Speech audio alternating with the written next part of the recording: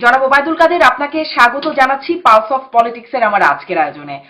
আপনি গুরুত্বপূর্ণ ব্যক্তিত্ব, আপনার কাছে অনেকগুলো বিষয় জানতে পারবো আশা করি আপনাদের পরিকল্পনা পরিণতি এই সম্পর্কে। শুরু করি বর্তমান একটা খবর দিয়ে, যে 5ই আগস্টের পেছনে আপনার ভূমিকাকেও একটা দায়ী করা হয়। অনেকে আপনাকে নিয়ে অনেক সমালোচনা করেন আপনার দলের ভেতরেই, যে সেই সময় ছাত্রলীগ আন্দোলন দমনে যথেষ্ট।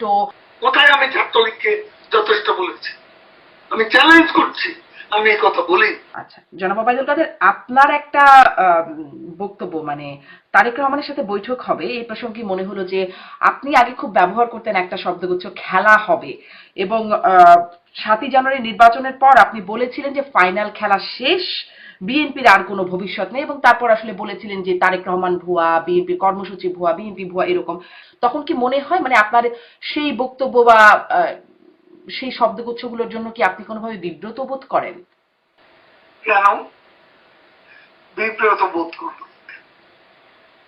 It's a political humour. আপনি যে আজকে ভারতে পশ্চিমবঙ্গ বিধানসভা নির্বাচন আমরা দেখেছি যে এখানে পশ্চিমবঙ্গের মুখ্যমন্ত্রী, এমনকি ভারতের প্রধানমন্ত্রী তখন বিভিন্ন জনসভায়, নির্বাচনী সভায় খেলা হবে বলে মন্তব্য করেছেন। এটা নিয়ে তো কেউ খারাপ কিছু দেখেন না। It's a political humour. Political humour হতেও পারে, এবং চিরজীবন একই অবস্থানে আমরা থাকবো এমনও তো ঠিক নয়। তখন একটা পরিবেশ, একটা অবস্থা, একটা বাতাবরণে স্লোগানটা মানুষ পছন্দ করেছে। মানুষ যেটা পছন্দ করে সেটা বলতে অসুবিধা কোথায়? আপনারা দেশে ফেরার কথা বলছেন, দেশে ফিরে ক্ষমা চাইবেন। দেশে আপনারা ফিরবেন কিভাবে, কখন, সেই পরিকল্পনাটা কি?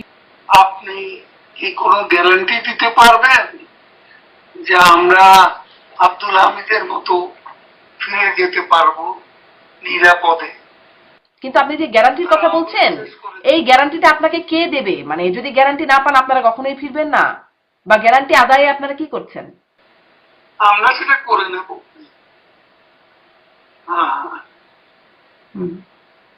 কিভাবে করে নেবেন? মানে যদি খোলা না থাকে আমরা পথ করে নেব, কারণ আমরা রাজনীতি করি। সেই পথটা কিভাবে করে নেবেন? আপনি একটা একটা ইন্টারভিউতে ব্যাপার আপনাকে। আচ্ছা, আপনারা কৌশলও বলবেন না। আপনি বলছিলেন, আচ্ছা ঠিক আছে, আপনাদের আরেকটা কৌশল নিয়ে। বাংলাদেশের রাজনীতি দুয়ার যখন অবরুদ্ধ, তখন তো আমাকে কৌশল করতেই হবে। আমার এত নেতা কর্মী আর জেলে, আজকে লক্ষ লক্ষ কর্মী বাড়িঘর ছেড়ে পথে পথে করছে। তারপর আমরা যারা অনেকে দেশের বাইরে, আমরা কি আমাদের স্বদেশে প্রত্যাবর্তন করব না? সেটা নাকি বাংলাদেশের? এখন আপনি ভোট করেন, কত পার্সেন্ট লোক শেখ হাসিনার পক্ষে? আমি তো মনে করি বেশিরভাগ মানুষ। সেই সুযোগটা তো পাবলিক পাবে না, সেই ভোট তো হবে না। যে ভোটে আপনি আমাদেরকে, যে ভোটের জন্য দোষী সাব্যস্ত করেন, বাংলাদেশে তো একটা নোংরা ভোটাভুটি হতে যাচ্ছে। আপনি যেহেতু দলের সবচেয়ে মানে সেকেন্ড ম্যান, অন্যতম গুরুত্বপূর্ণ ব্যক্তি, একদম শীর্ষ ব্যক্তির পরে আপনি একটু যদিও বলছিলেন যে আপনি দেশে ফিরেই বলবেন, আপনাদের আত্মসমালোচনা আছে, নিজেদের মধ্যে মূল্যায়ন আছে, আপনাদের এই অবস্থার পেছনে, 5ই আগস্টের পেছনে আপনার ভূমিকাকেও একটা দায়ী করা হয়। অনেকে আপনাকে নিয়ে অনেক সমালোচনা করেন আপনার দলের ভেতরেই, যে সেই সময় ছাত্রলীগ আন্দোলন দমনে যথেষ্ট, এই ধরনের বক্তব্য দিয়ে আপনি আরো। এ ধরনের বক্তব্য আমি দেইনি। আপনি যদি প্রমাণ করতে পারেন তাহলে আমি যে কোনো শাস্তি। আপনি বলেন নাই জনাব ওবায়দুল কাদের যে আত্মস্বীকৃত রাজাকারদের? আমার সে উচ্চারণটা তা ছিল না। কি ছিল? সাংবাদিকদের অংশ। আপনি নেন, বাংলাদেশের সেদিনের যে নিউজ পেপার, সেদিনের যে আপনি টেলিভিশনে, আমার তো কথাগুলো আছে, সে কথাগুলো নেই। কোথায় আমি ছাত্রলীগকে যথেষ্ট বলেছি? আমি চ্যালেঞ্জ করছি, আমি এই কথা বলি। মানে সবগুলো গণমাধ্যমেই দেখছি মিথ্যা অপবাদ একজন মানুষকে।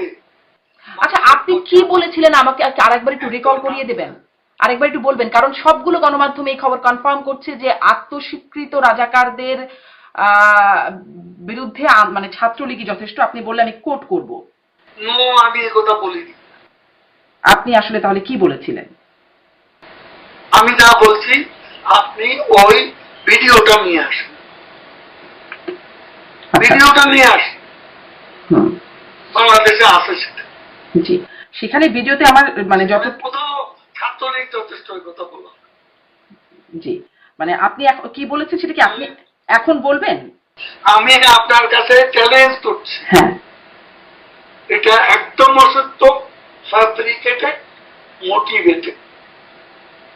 আচ্ছা, আমি মানে আপনাকে কোট করতে পারি, যেখানে বলা হচ্ছে যে কোটা বিরোধী ছাত্র আন্দোলনে কতিপয় নেতারা যেসব বক্তব্য রেখেছে তার জবাব দেওয়ার জন্য আত্মস্বীকৃত রাজাকার যারা নিজেদের অধ্যত্বপূর্ণ মানসিকতার প্রকাশ ঘটিয়েছে তার জবাব দেওয়ার জন্য ছাত্রলীগই যথেষ্ট, আনকোট। নো, এই কথা আমি বলি। আচ্ছা, ঠিক আছে। তাহলে জনগণ নিশ্চয়ই বাংলাদেশ থেকে আমি তো চ্যালেঞ্জ করছি, যেসব সাংবাদিকের এই বক্তব্য সেদিন দাঁড় করিয়েছে, সাংবাদিকদের অনেকেই তো তখনকার যে বিস্ফোরণ, জঙ্গিবাদী বিস্ফোরণ, তার সমর্থক ছিল, অ্যাক্টিভিস্ট ছিল। জি, থ্যাংক ইউ। জি, আপনি আরেকটু যদি সময় দেন, আর 2-3 মিনিট আপনার কাছ থেকে একটু জিজ্ঞাসা করছিলাম যে আপনাদের এই অবস্থার পেছনে আপনারা কি কি কারণ চিহ্নিত করেছেন, সেটা কি একটু জনগণকে বা আমাদেরকে বলবেন? সেটা আপনাকে কেন বলবো? কাকে বলবেন? আমি যখন বলবো দেশের জনগণকে, তখন আপনি প্রেসের লোক থাকবেন, জি, আপনিও সেখানে থাকার অনুমতি পাবেন। জি, কিন্তু এই যে মানে এখন যে আপনারা উপলব্ধিটা করছেন, আপনি কি কোনো সময় আগে এই উপলব্ধিটা করতে পেরেছিলেন? কারণ আপনার মুখ থেকে আমরা শুনেছিলাম, সেই যে বলছিলাম, শুরু করছিলাম যে 2017 সালের এপ্রিলে একটা চট্টগ্রামের একটা সভায় আপনি বলেছিলেন আওয়ামী লীগ ক্ষমতায় না থাকলে টাকা পয়সা নিয়ে পালাতে হবে, তা কি ভাবেন না? দল যদি ক্ষমতায় না থাকে, এখন যে টাকা পয়সা রোজগার করছেন তখন এই টাকা নিয়ে পালিয়ে বেড়াতে হবে। তখন তাহলে এটা আমার এ ধরনের কথা বলার অর্থ। জি, জি, এটা আমি কর্মী সবাই বলেছি। জি, চট্টগ্রাম জি, কর্মীদেরকে বলেছি। সেটা তো আমি তাদেরকে সাবধান করব। মানে আপনি তো প্রধানমন্ত্রী তার বক্তব্যে অনেকবার সাবধান মানে উচ্চারণ করছে। জি, আপনি কি তখনই উপলব্ধি করেছিলেন যে এরকম একটা পরিণতি হতে পারে, এজন্যই সাবধানতা বাণী? যাতে না হয় সেটা আমি সতর্ক করে দিয়েছি। তারপরেও ঠেকানো গেল না কেন? মানে সেই টাকা পয়সা নিয়ে পালাতেই হলো কেন নেতা কর্মীদের? টাকা পয়সা নিয়ে কে পালিয়েছে? মানে এই যে আপনি যে অবস্থায় আছে আওয়ামী লীগের নেতা কর্মীরা, ওই 2-4 জন বড় লোকের কথা পান, তারা তাদের ওইতে আগেই বড়। আমরা আমাদের পার্টি করে যে নেতা কর্মীরা দল করেছে, তারা ওই লুটপাট করে এখানে আসে।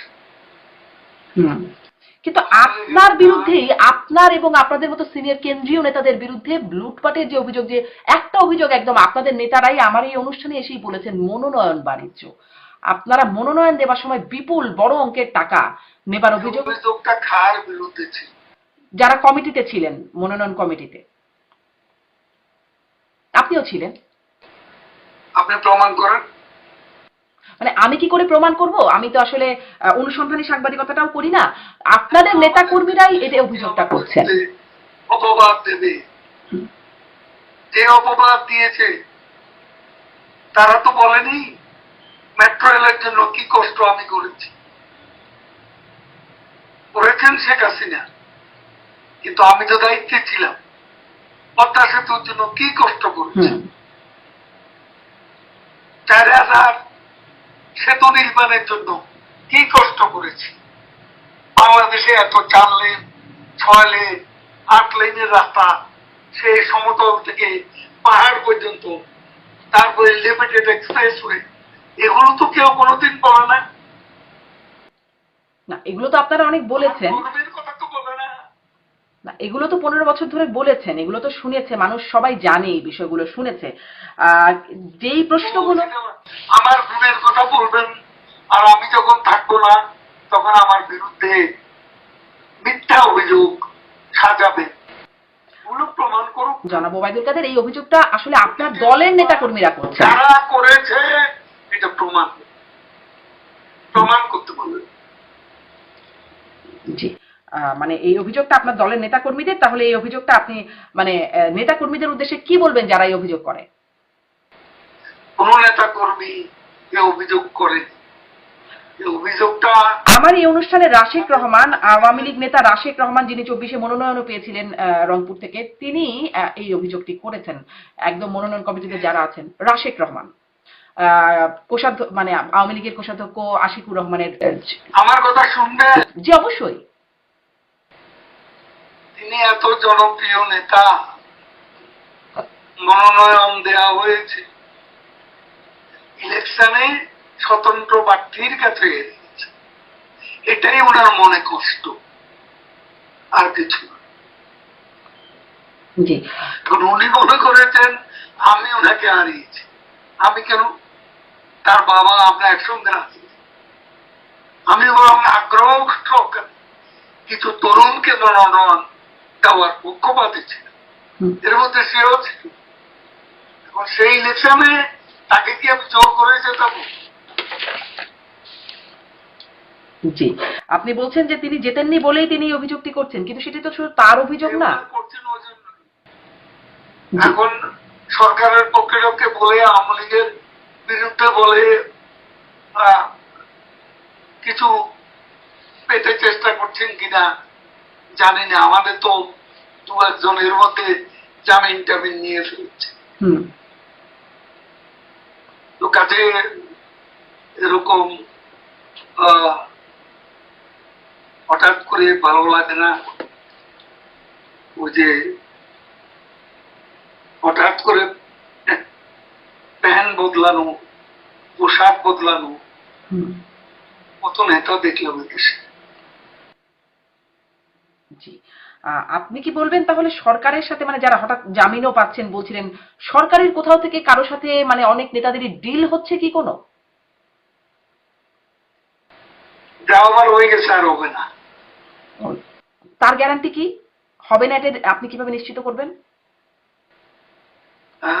মানে যা হবার হয়ে গেছে আর হবে না মানে কি? মানে ডিল হচ্ছিল আগে, এখন আর হবে না? ধরুন, আমাদের একটা সুবিধা কি, আমাদের নেতা একজন, কর্মীদের মধ্যে নেতাদের মধ্যে প্রতিযোগিতা থাকতে পারে, সেটা সুস্থ প্রতিযোগিতা, এটা কোনো অসুস্থ প্রতিযোগিতা। আমরা শেখ হাসিনার নেতৃত্বে আমরা সবাই কিন্তু ঐক্যবদ্ধ। জি জি, মানে সেই যোগাযোগটা আপনাদের মধ্যে কতটুকু? আমার সাথে অনেক আপনাদের নেতাদের কথা বলবার সুযোগ হয় এই প্ল্যাটফর্ম থেকেই। একজনের সাথে আরেকজনের যোগাযোগটা আসলে কতটুকু, কি নির্দেশনা সেটি আসলে সবার মধ্যে যাচ্ছে কিনা সেই বিষয়ে মাঝে মাঝে প্রশ্ন জাগে।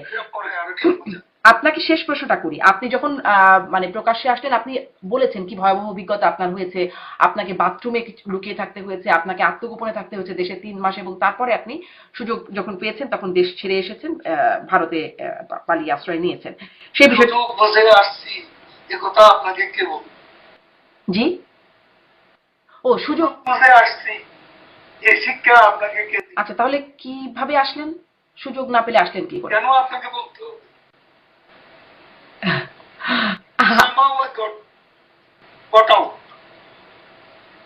কিভাবে আপনাকে কেন? আচ্ছা আচ্ছা, আমাকে বলবেন না, ঠিক আছে। মানে বলেছেন তো অনেকটাই, এই জন্যই আপনাকে বলবো। জি, অনেক বলেছেন তো অনেকটাই, এই জন্যই আমি আসলে প্রশ্ন করছিলাম।